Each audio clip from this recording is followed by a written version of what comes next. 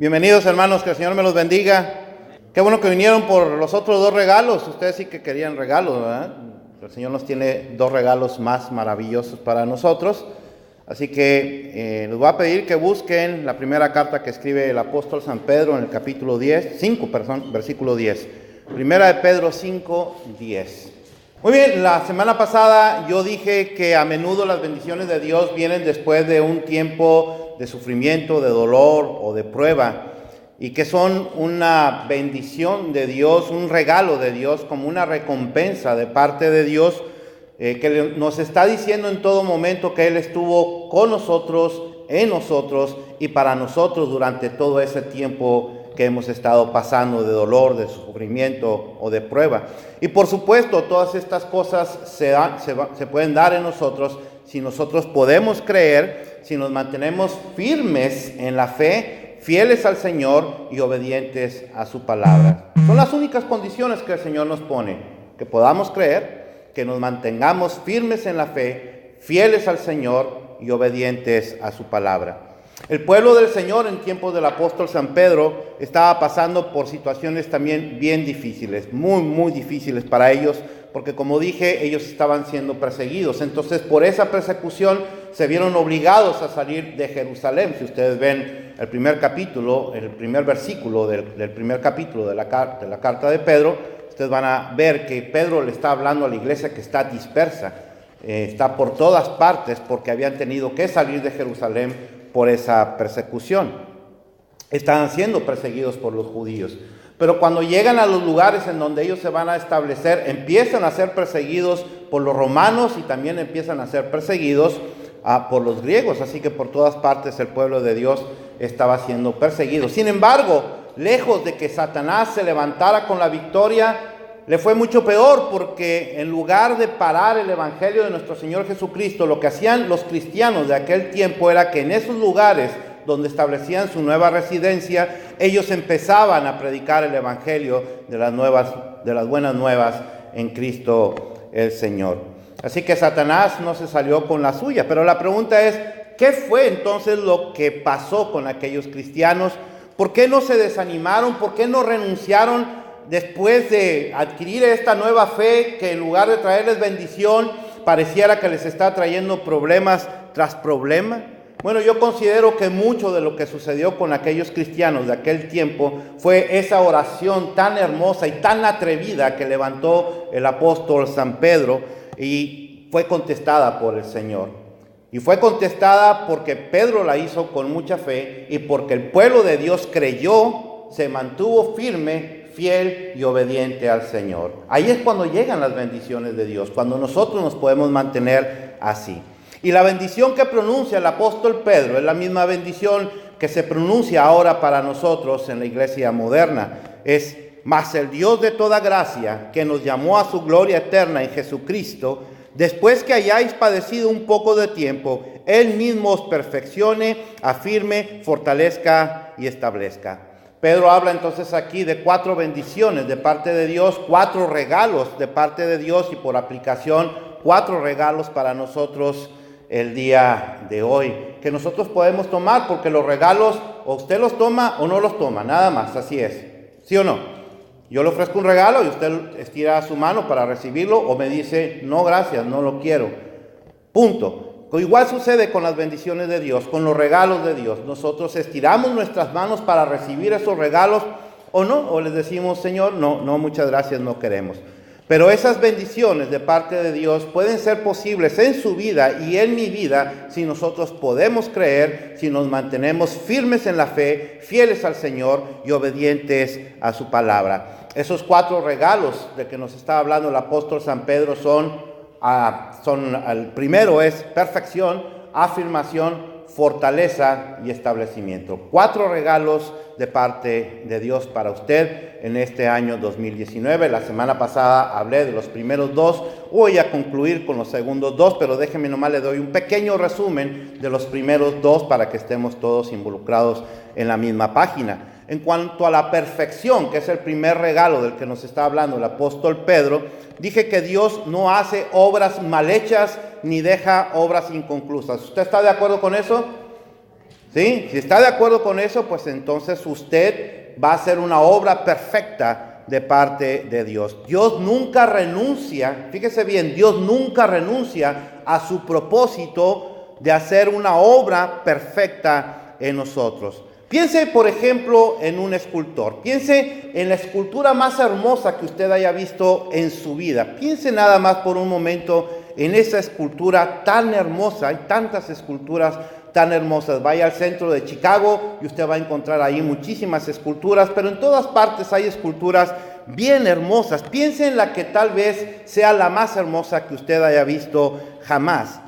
Ese escultor lo que hizo fue tomar una piedra que no tenía forma ni tenía belleza. Ese escultor lo que hizo fue trabajar en esa piedra, invirtió muchísimo tiempo, invirtió muchísima dedicación, puso a trabajar en esa piedra toda su imaginación y no se rindió a pesar de los problemas que pudo haber tenido en el proceso mientras que trabajaba. Y la pregunta que yo tengo es, ¿podrá entonces el escultor no detenerse a pesar de los problemas y de una piedra que no tiene forma ni tiene belleza hacer una obra perfecta y hermosa? ¿Y Dios no hará lo mismo por sus escogidos? ¿Usted cree que el escultor puede más que Dios? ¿Usted cree que el escultor tiene más tenacidad y más persistencia que nuestro Dios? Si el escultor pudo haber hecho eso, nuestro Dios puede hacerlo también y mucho más, porque Él es el Dios de toda gracia. Él es el Dios de toda gracia. Por supuesto que lo puede hacer, y no solamente lo puede hacer, lo va a hacer. El Señor va a cumplir, porque no va a dejar en su intento de trabajar en usted y en mí hasta convertirnos en esa perfecta y hermosa obra de arte. Somos la obra de arte de su creación, por si usted no lo sabe. Después hablé del afirmamiento y le pedí a usted que pensara en un árbol, por ejemplo. Y le dije que el árbol, hay árboles que duran muchísimo tiempo, 4,000 años, hay otros que duran 100 años, pero la característica de esos árboles que duran muchísimos años es que entre más profundas tengan sus raíces, más firme está el árbol.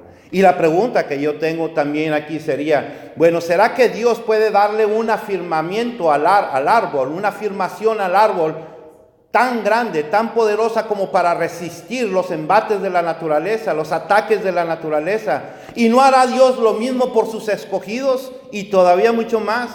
Si Dios lo hace con el árbol, Dios lo puede hacer con nosotros. Si Dios lo hizo con el escultor, con la escultura, Dios lo puede hacer con nosotros. El escultor no es más que Dios y el árbol no es más que Dios. Amén. Y la obra maestra del árbol no es más preciosa ante los ojos de Dios que sus propios hijos. Así que si Dios puede darle ese afirmamiento al árbol, Dios puede hacerlo también con nosotros y lo hará, porque Él es el Dios de toda gracia. Y hoy entramos entonces al tercer regalo de parte de Dios. Y ese tercer regalo es la fortaleza. Y déjeme le digo por qué es importante la fortaleza en la vida de un creyente. Piense usted, por ejemplo, en un boxeador. Hoy en día el boxeo está mucho de moda. Piense usted en un boxeador. Y piense, por ejemplo, que este boxeador se preparó bastante, entrenó todos los días, se cuidó su alimentación, cuidó de no desvelarse, estuvo estudiando los movimientos del contrincante, él mismo estuvo viendo cuáles son los golpes que él puede dar para poder vencer a su contrincante. Este hombre está listo para la pelea, pero resulta que cuando se sube al ring se da cuenta de algo con lo que no contaba y que lo puede hacer perder. Resulta que cuando empieza a boxear con el otro contrincante, le empieza a dar golpes y resulta que los golpes no le surten efecto al contrincante. ¿Por qué? Bueno, porque el cuerpo del contrincante estaba bien duro y los golpes de este boxeador no tenían firmeza, no tenían fuerza, perdón. No tenían nada de fuerza, así que no le hacían absolutamente nada. Y lo que va a pasar entonces es que este boxeador va a empezar a tirar golpes y se va a empezar a cansar, porque cada golpe que tira resulta que no le está haciendo ningún efecto al contrincante, ninguno. Y se cansa y cuando se cansa empieza a entrarle el miedo y la tembladera, las piernas le empiezan a temblar y entonces cada golpe que le empieza a dar el contrincante ahora están resultando con mucho efecto en la vida de este boxeador y pierde la pelea. ¿Por qué perdió la pelea si estaba tan bien preparado? Él estaba muy bien preparado, pero le faltaba la fuerza en los puños. Y lo mismo sucede en la vida de un cristiano, lo mismito. Hay muchos cristianos que se han preparado, muchos cristianos conocen bastante bien la Biblia, algunos mejor que usted y que yo. Algunos también trabajan ministerios dentro de la iglesia.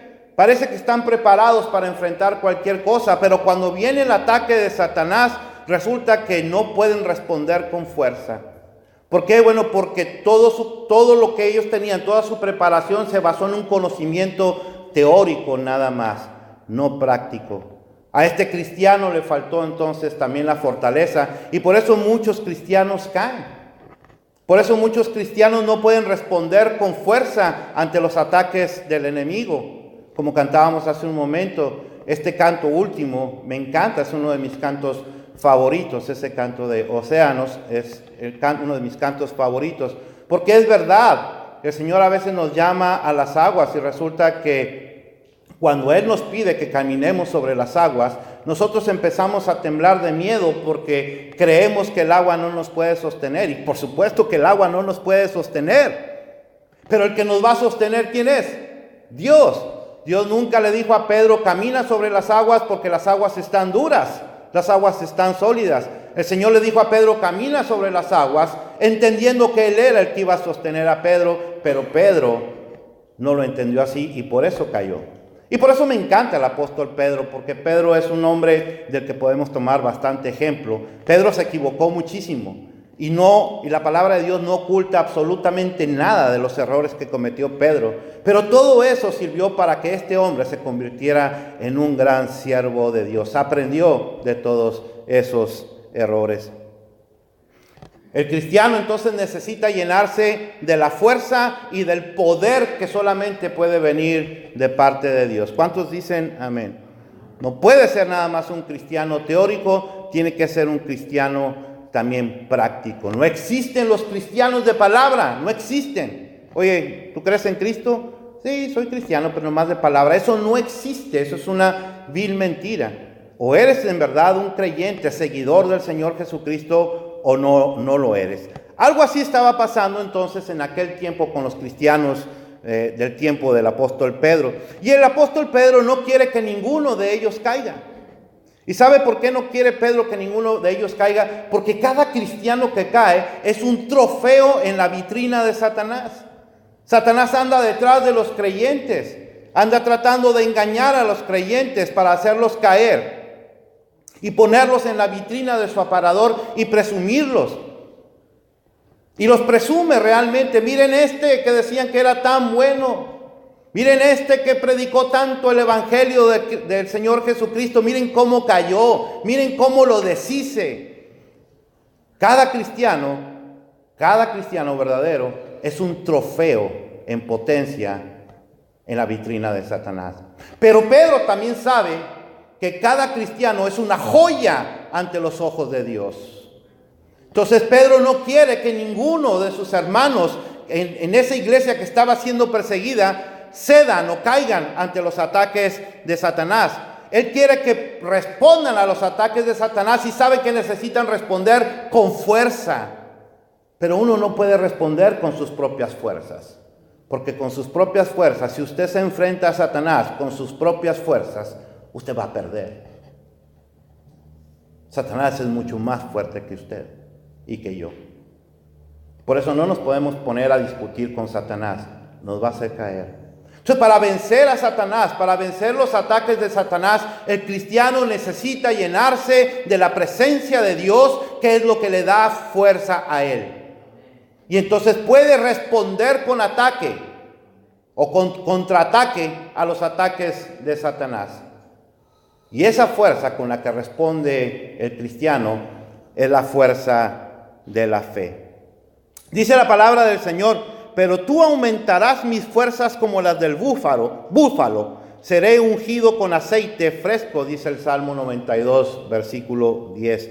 Y este aceite de la unción es el aceite fresco del Espíritu Santo en la vida de usted y en mi vida. Eso es lo que nos da fortaleza a nosotros. Mientras nosotros estemos llenos de la presencia del Espíritu Santo, nosotros podemos no solamente resistir a los ataques de Satanás, sino responderle con fuerza, con la fuerza de la fe.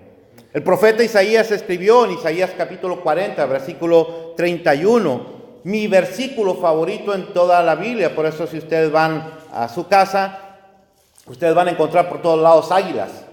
Siempre, ese es mi animal favorito. Y está por este versículo. Dice así, Isaías 40, 31. Pero los que esperan a Jehová tendrán nuevas fuerzas. Levantarán alas como las águilas. Correrán y no se cansarán. Caminarán y no se fatigarán. La fortaleza que Dios nos da, la fortaleza que Dios le da a usted y que Dios me da a mí, es lo que nos hace resistentes a los ataques de Satanás, pero también lo que nos hace poderle responder con contundencia, con efectividad, no como el boxeador aquel que estaba tirando golpes, pero resulta que ninguno estaba surtiendo efecto. Y al final se iba a cansar y entonces iba a ser vencido por su contrincante a pesar de que se había preparado.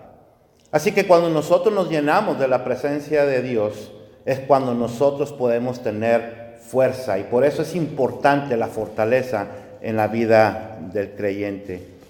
Nehemías capítulo 8, versículo 10, todo el mundo lo conoce. Dice que el gozo de Jehová es nuestra fortaleza. El gozo de Jehová es nuestra fortaleza. Y cuando yo pienso en fortaleza, yo pienso por ejemplo en una montaña. Es fuerte una montaña. También pienso, por ejemplo, en las olas del mar, que son fuertes. Y pienso en el viento, que es realmente fuerte. Sobre todo aquí en Chicago, por eso le llaman la ciudad de los vientos. Es una ciudad donde corren los vientos bastante fuertes.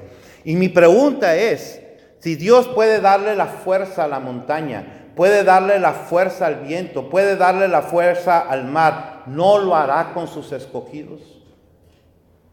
Ni la montaña, ni el viento, ni el mar son más que el creyente ante los ojos de Dios.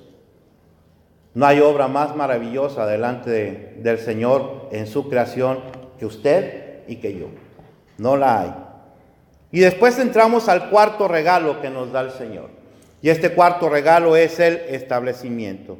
¿Y qué significa el establecimiento? ¿Sabe qué significa? Y esto es muy importante que usted lo tome en cuenta. Lo que significa el establecimiento es que Dios lo va a establecer, lo va a poner en un lugar fijo donde Él pueda hacer esa obra de perfección, de afirmación y de fortaleza.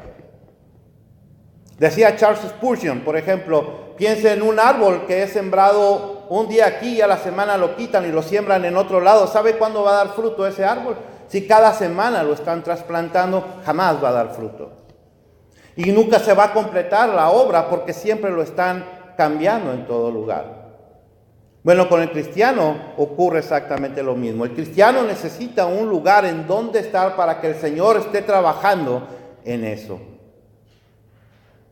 Hay personas que dicen, eso no es verdad, pastor, la Biblia no enseña que yo me tenga que congregar en algún lugar para que pueda ser bendecido por Dios. Déjeme le digo que sí, la Biblia sí dice, pero a veces nos falta leer. Hebreos capítulo 10, versículo 25 dice, no dejando de congregarnos como algunos tienen por costumbre, sino exhortándonos y tanto más cuando veis que aquel día se acerca. No dejando de congregarnos.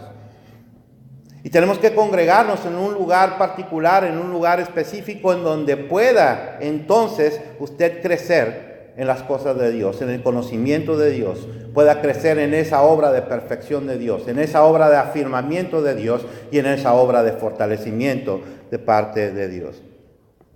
Algunas personas dicen, bueno, lo que pasa es que yo no tengo tiempo. No tengo tiempo para ir a la iglesia. O la iglesia me queda muy lejos. O el clima está muy feo, está nevando, o está lloviendo, o está haciendo mucho calor.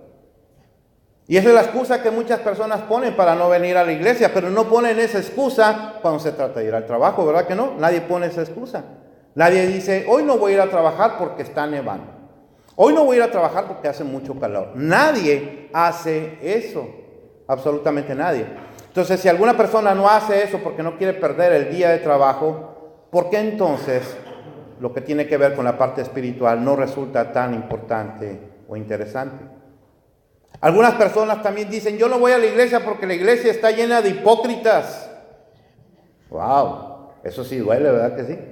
La iglesia está llena de hipócritas. Yo siempre digo, todavía hay un lugar para aquí. O sea, ven para acá, te invito. No se ha llenado todavía, cabe uno más. Pero es que los cristianos somos así, o sea, los cristianos somos obra en perfección. No hay iglesia perfecta en el mundo porque la iglesia está formada por personas como usted y como yo, que no somos perfectos, pero que estamos en camino de perfección. Entonces, cuando una persona dice que la iglesia está llena de hipócritas, pues entonces es como decir, la iglesia está llena de hipócritas y yo soy el más santo, más puro, más intachable del mundo, por eso no voy a ir para que no me contaminen, lo cual sería entonces una reverenda hipocresía. Así que esa persona que dice que la iglesia está llena de hipócritas, pues resulta que salió más hipócrita que los hipócritas que están yendo a la iglesia porque quieren dejarse moldear en las manos del Señor. Para eso venimos aquí, por eso es necesario la iglesia. La iglesia es un centro de entrenamiento para los cristianos. Algunos consideran que es un centro de entretenimiento, no lo es. No lo es. Algunos vienen a la iglesia porque se la pasan muy bien, algunos vienen a la iglesia porque el pastor cuando predica sermones muy bonitos, sí, pero no dicen absolutamente nada. Dice muchos chistes, pero no habla nada de la palabra de Dios. El Señor nos llama a un lugar para establecernos, para quedarnos, para hacer nuestra residencia fija. Y yo he predicado acerca de eso. Quedarnos, establecernos en un lugar. Porque Dios quiere hacer una obra con usted. Por supuesto, también he predicado acerca de las excepciones que hacen la regla. Si la iglesia en donde usted va enseñan doctrina falsa, usted tiene que salir inmediatamente de ese lugar. Si la iglesia en donde usted va es una iglesia en donde no le permiten desarrollar los dones y talentos que Dios le ha dado, porque está controlado, todos los ministerios son controlados por un pequeño grupo de personas que quieren tener el poder dentro de la iglesia, por supuesto que usted tiene que salir de ese lugar. Si la iglesia en donde usted va es una iglesia donde se predica muy bonito, pero no se toca la palabra de Dios, usted tiene que salir de ese lugar y encontrar un lugar en donde se predique la palabra de Dios, porque la palabra de Dios es el instrumento de Dios para darle estos regalos, para perfeccionarlo, para afirmarlo, para fortalecerlo y establecerlo. Es la palabra de Dios. Entonces, en un lugar en donde no se predica palabra de Dios, donde se habla mucho, pero no se dice palabra de Dios, pues es un lugar en donde no debemos de estar y tendríamos que salir de ese lugar. Pero Dios nos llama para estar en un lugar establecidos. Déjeme le digo algo bien importante. No existe, y usted puede encontrarlo, y yo le animo para que si encuentra algo diferente de lo que estoy diciendo, me lo haga saber para corregirlo. Pero yo no encuentro en todo el Nuevo Testamento la idea de un cristiano independiente. No existe un cristiano independiente. No existe un cristiano que crea a su manera. No lo existe. No existe un cristiano en todo el Nuevo Testamento que pueda decir a través de su testimonio, yo creo en Cristo, amo a Cristo, pero no amo a la iglesia. No puede haber eso. Imposible. Porque si usted ama a Cristo, usted tiene que amar lo que Cristo ama. Amén. ¿Sí o no? Y si usted va, por ejemplo, a Efesios capítulo 5, versículo 25, usted se va a dar cuenta ahí que el Señor, que Pablo está escribiendo, está diciendo que el Señor Jesús amó tanto a la iglesia que se dio a sí mismo por ella. Así que si alguien que dice que es cristiano lo es de verdad, tiene que amar lo que Cristo ama, y Cristo ama a su iglesia.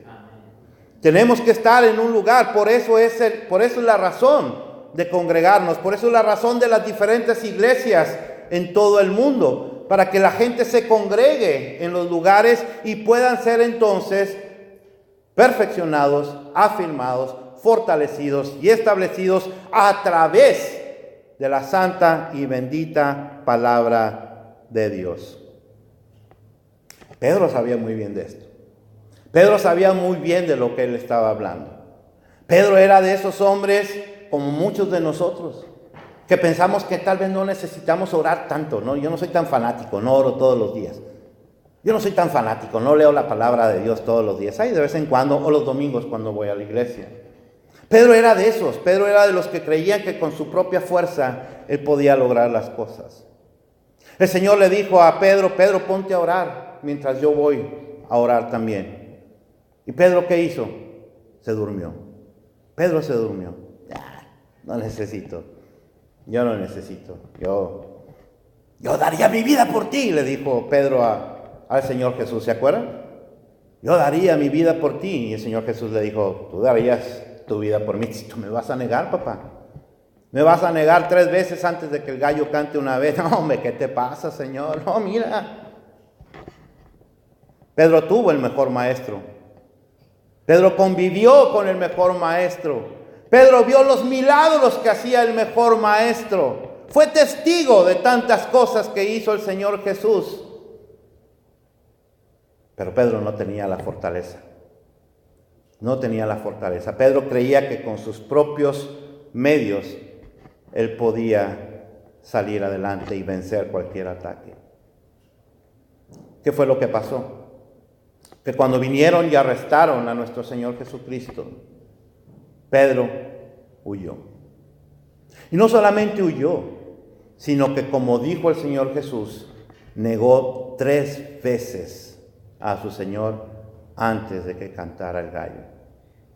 ¿Qué fue lo que pasó con Pedro? Precisamente eso. No tenía fuerza. Tenía preparación, tenía conocimiento, pero no tenía fuerza.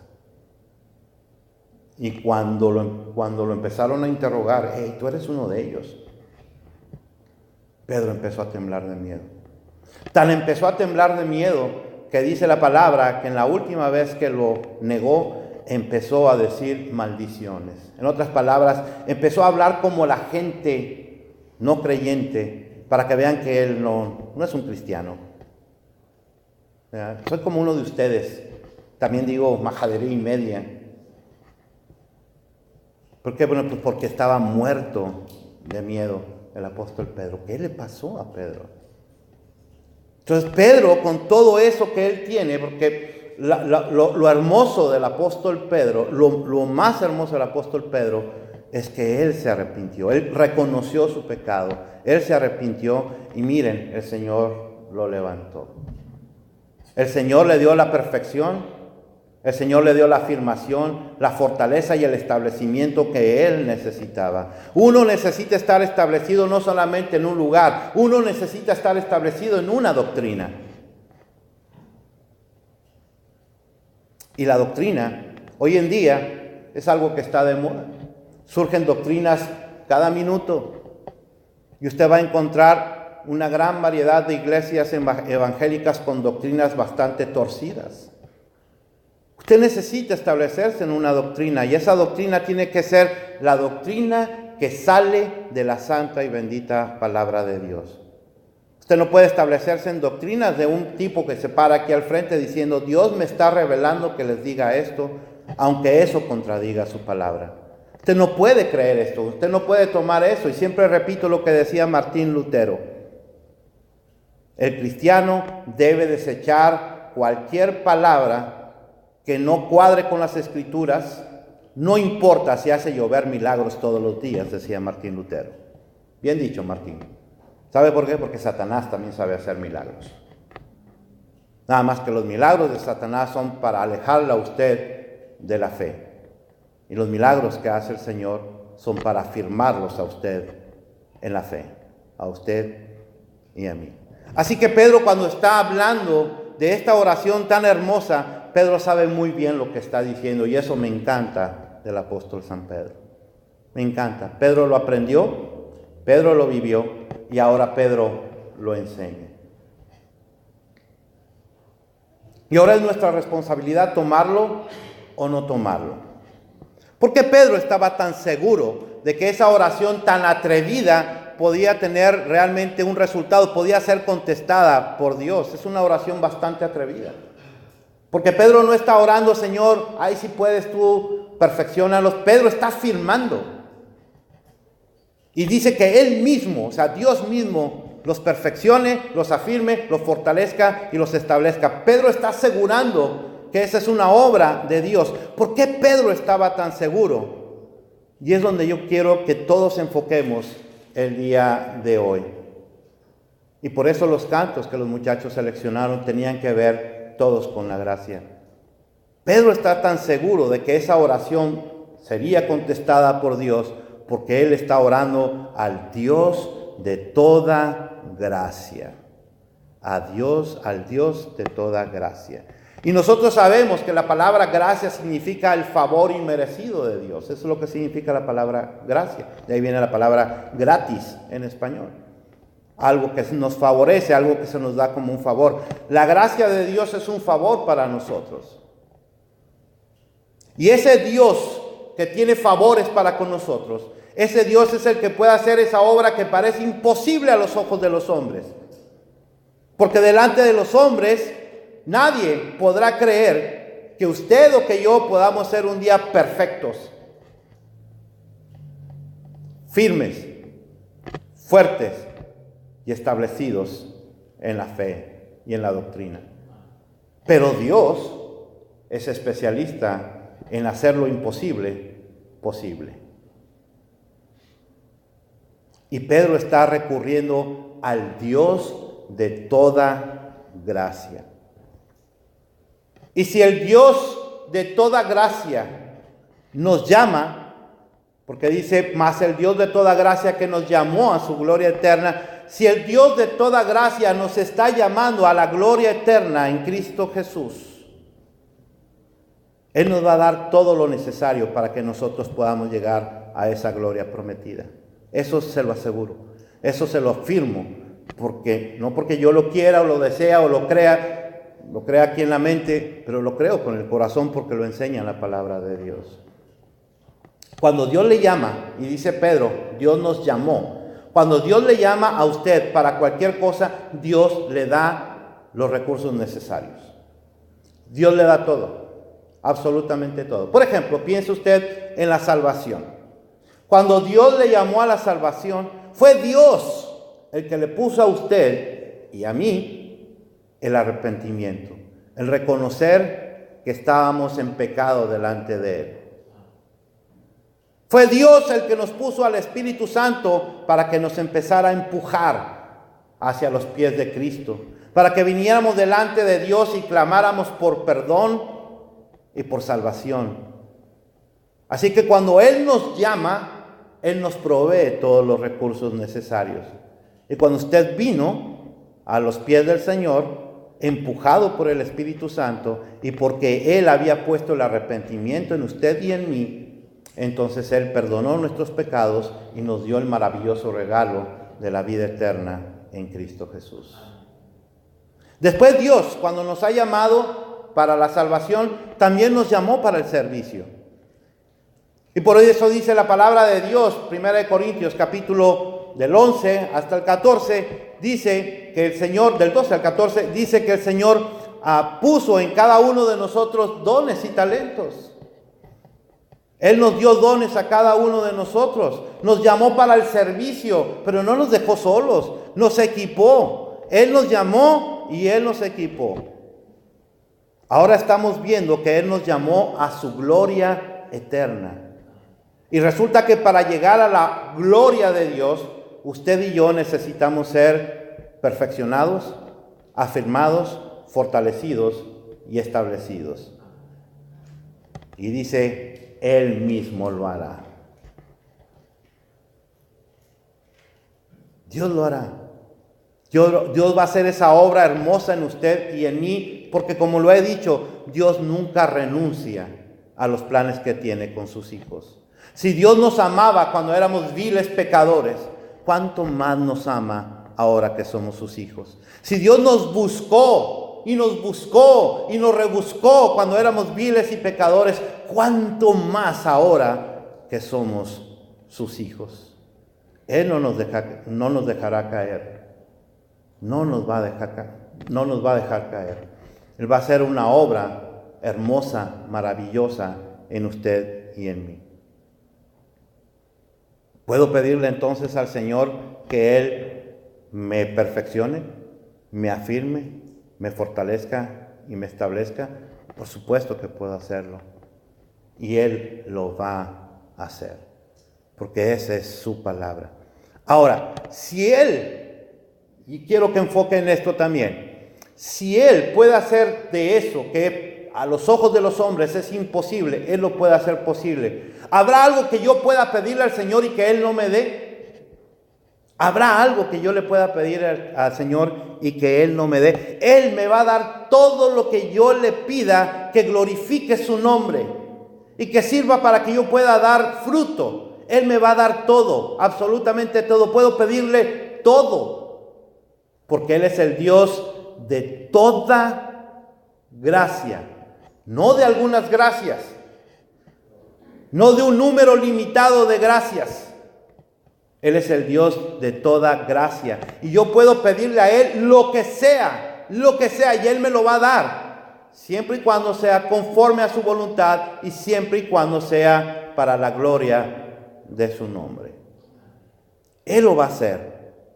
¿Por qué más Pedro podía estar seguro de que la oración que él estaba levantando sería contestada por Dios? Porque él está usando una palabra clave o una frase clave. Él dice, nos llamó a su gloria eterna en Jesucristo. En Jesucristo. Y cuando está involucrado el nombre de Jesucristo, ¡ay, papá! Ahí es cuando las cosas cambian. Y es la forma en que oramos los cristianos. Aunque algunos cristianos piensan que solamente es una fórmula, y algunos hasta le hacen el tonito, ¿verdad? Están orando, en el nombre de Jesús. No es una fórmula. Y hasta los que están dormidos, cuando ya oyen el tonito ese, se despiertan para decir amén. No entendieron nada de la oración, pero con el tonito se dieron cuenta que ya se iba a terminar cuando dijeron en el nombre de Jesús. No es una fórmula. Cuando nosotros decimos en el nombre de Jesús, estamos diciendo al Padre, Padre, todo lo que te estamos pidiendo es exactamente como si te lo pidiera tu hijo. Eso es lo que estamos diciendo. Estamos orando en representación de tu hijo. Eso es lo que significa en el nombre de Jesús. ¿Y habrá algo que Dios le niegue a Jesús? Por supuesto que no. No hay nada que el Padre le niegue al Señor Jesús. Así que yo puedo pedirle entonces a Él todo. Puedo pedirle todo porque su palabra me enseña lo que leyó Gustavo hace un momento. Porque Él es poderoso para hacer todas las cosas mucho más abundante de lo que pedimos o entendemos según el poder que actúa en nosotros, según la fe que actúa en nosotros, según Efesios capítulo 3, versículo 20. Así que yo puedo pedirle cosas grandes a Dios porque mi Dios es grande, porque mi Dios es todopoderoso y como dije la semana pasada, porque mi Dios no es Diosito. Yo no creo en Diosito y no les enseñan a sus hijos a que crean en Diosito. Enséñenlos a que amen, a que sirvan al Dios todopoderoso, el Dios de toda gracia, el Dios que lo imposible lo hace posible por el poder de su palabra. Así que Pedro sabe muy bien lo que está diciendo. Él nos llamó a su gloria eterna en Jesucristo. Y el Señor Jesús nos llama para que nosotros pidamos también en su nombre una gran cantidad de veces. Si usted va, por ejemplo, al Evangelio de Juan, usted va a encontrar en Juan capítulo 14, versículo 13 y 14, en Juan capítulo 15, versículo 16, en Juan capítulo 16, versículos 23, 24 y 26, usted va a encontrar al Señor Jesús diciendo, pidan en mi nombre. ¿Y sabe qué es lo más hermoso? Que en todos ellos dice, y lo haré, o mi Padre lo hará. Esa es la promesa de Dios. Así que nosotros podemos pedirle lo que sea al Señor. No se limite. Nunca, nunca, escuche bien esto, nunca va a ser demasiado lo que nosotros le podamos pedir a Dios. Nunca. Porque usted le está pidiendo al Dios de toda gracia. Y se lo está pidiendo en el nombre de nuestro Señor Jesucristo. Déjeme le digo una historia que cuenta el predicador Charles Spurgeon. No sé si usted lo conoce, yo lo cito muchas veces. Charles Spurgeon fue un predicador bautista de los años 1800, inglés si mal no recuerdo, de los años 1800. Y es conocido como el príncipe de los predicadores. Bueno, Charles Spurgeon cuenta una historia bien hermosa que yo quiero compartirla con todos ustedes. Charles Spurgeon cuenta la historia de un cortesano, de un servidor, de un siervo de la corte del rey Alejandro el Grande. ¿Ustedes se acuerdan de Alejandro el Grande? El emperador de Grecia, o el rey de Grecia. Este cortesano había servido al reino por muchos años, y entonces Alejandro el Grande le dijo a su tesorero: ve con este cortesano y dile que pida lo que quiera, y yo se lo voy a dar en retribución por todo lo que él hizo para el reino. Cuando va el tesorero del reino con el cortesano, resulta que el cortesano le pide una cantidad tan grande, enorme, y no se la esperaba el tesorero, y no se la quiso dar sin antes consultar a Alejandro el Grande. Entonces, cuando va el tesorero delante de Alejandro el Grande y le dice: Alejandro, pues resulta que el cortesano que me dijiste que lo recompensara pidió esta cantidad que es enorme. Y Alejandro sonrió y dijo: de verdad que es enorme la cantidad, pero nunca lo suficiente como para que Alejandro no se la dé. Yo admiro su fe en mí. Dale lo que él te pidió. Y el tesorero se lo pidió. Y mi pregunta es: ¿Alejandro el Grande puede dar eso y más a un cortesano y Dios no podrá hacer lo suyo con los escogidos? Alejandro el Grande no es más grande que Dios, ni tiene más amor, ni más misericordia que nuestro Dios. Si Alejandro el Grande hizo eso, Dios hará mucho más todavía, porque Él es el Dios de toda gracia. El apóstol Pablo le escribe a los romanos y dice así: si Dios no dudó al entregar a su Hijo por nosotros, ¿no nos dará también junto con Él, todas las cosas? Lo voy a volver a repetir, porque eso es algo que deberíamos de tenerlo nosotros bien marcado en nuestras Biblias, el día que nos entre la duda de si podemos pedirle algo grande, realmente grande al Señor. Si Dios no dudó al entregar a su Hijo por nosotros, ¿no nos dará también junto con Él todas las cosas? Si Dios no duda ni tantito en darle a usted todo lo que necesite, independientemente de la cantidad, de lo grande, ¿por qué entonces podemos dudar nosotros? ¿Por qué puede dudar usted? No dude. Si Dios no duda, usted no dude. Porque usted está orando al Dios de toda gracia. Al Dios de toda gracia. En conclusión, hoy llegamos entonces a la parte final de estos 4 regalos de parte de Dios. Y esos 4 regalos que el Señor le da para este año, tómelos para este año. Esos 4 regalos que el Señor le está dando son la perfección, la afirmación, la fortaleza y el establecimiento. Tómenlo. Y por eso yo les pedí desde la semana pasada, y quiero hacer nuevamente el énfasis hoy. Este año que está comenzando, son apenas 13 días. Este año hágalo diferente. Que sea un año diferente a todos los demás años. No importa qué tan buenos fueron los otros años, este año tiene que ser mejor. Busque a Dios como nunca antes. Ore a Dios como nunca antes.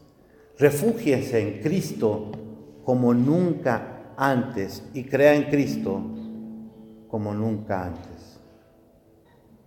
Sírvale a Cristo como nunca antes. Y usted va a ver la gran diferencia en su vida.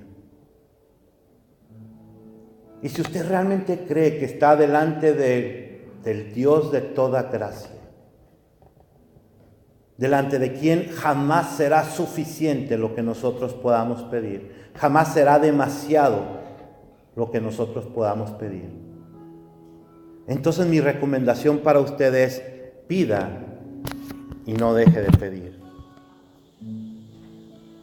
Sirva y no deje de servir. Ore y no deje de orar. ¿Sabe por qué le digo eso? Porque Él mismo nos dijo a nosotros: pedid y se os dará. Buscad y hallaréis.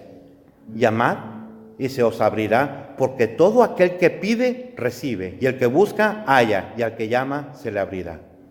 Mateo capítulo 7, versículos 7 y 8, y Lucas capítulo 11, versículos 9 y 10.